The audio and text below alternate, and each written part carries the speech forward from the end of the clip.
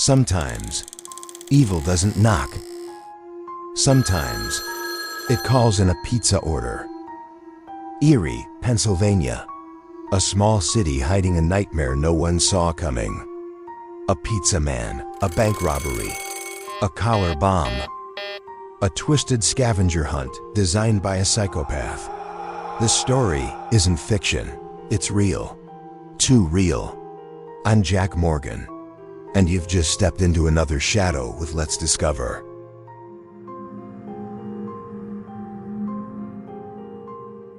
It started with a simple phone call.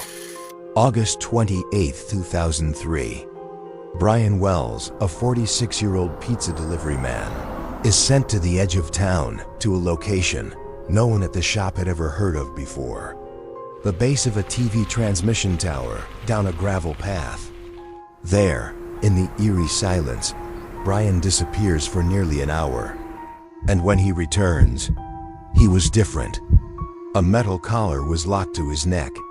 Wires, locks, blinking lights, and a timer attached to it.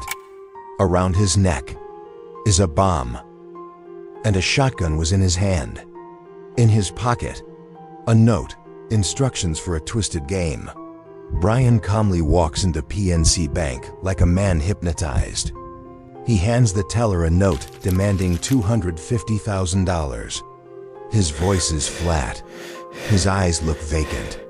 "There's a bomb around my neck," he says.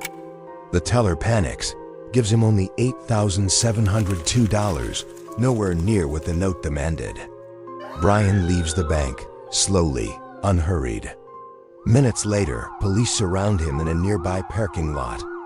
He sits cross-legged, hands cuffed. He tells officers, "I was forced to do this. The bomb is going to go off." But no one knows what to do. They wait for the bomb squad. The timer ticks. The collar explodes. Brian Wells dies on the pavement. If this case has your pulse quickening, hit that like button and subscribe to Let's Discover, because the truth we uncover will haunt you. In Brian's car, police find handwritten notes, a scavenger hunt of terror. Each page filled with puzzles, locations, and warnings. Complete all tasks in time, or the bomb will detonate. Do not contact the police. This is not a hoax. The FBI quickly realizes this was more than a robbery. This was a death trap designed to test how far a man could go before he explodes. They follow the notes, tracing Brian's route. Behind a gas station dumpster, near a signpost, at an abandoned McDonald's parking lot. Every clue more sinister than the last. 2 weeks pass. A body is found in a freezer, stuffed behind bags of meat in a man's garage. That man, Bill Rothstein, a former teacher and repairman. In his house, police find handwritten instructions, similar to those Brian carried. But Rothstein says the real mastermind is Marjorie Diehl-Armstrong, a brilliant, mentally ill woman with a dark past. She once shot her boyfriend, then stashed the body in a closet full of air fresheners. She was manipulative, intelligent, dangerous, and she had motive. Marjorie needed money to pay a hitman so she could kill her father and inherit his fortune. The bank robbery was just phase 1.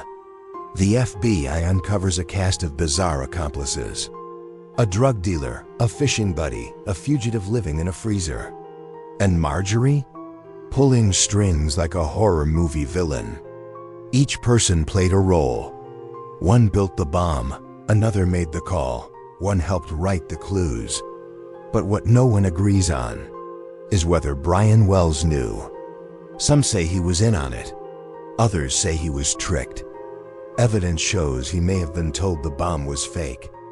But when it started ticking, he realized the lie. The explosion was caught on tape. A local news chopper was circling overhead. The footage, never officially aired, but burned into the minds of every investigator who saw it. A man pleading, begging, and then Frightening silence. One FBI agent said, "It was like something out of a horror film. Only worse, because it was real." In 2007, Marjorie is found guilty. She dies in prison from cancer. The other conspirators fade away in courtrooms and jail cells. The scavenger hunt is never fully completed. The collar bomb's design was so complex, it puzzled bomb techs for weeks. And Brian's role was never truly confirmed. Was he a fool, a pawn, or just unlucky? Sometimes evil doesn't wear a mask. Sometimes it laughs, while someone else wears the bomb. This was the pizza bomber case, a real-life horror story that left scorched pavement, frozen corpses, and a trail of riddles behind.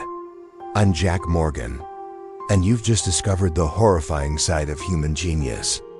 If this story shook you like it shook the FBI, give this video a like and subscribe to Let's Discover, because the scariest stories are the ones that actually happened.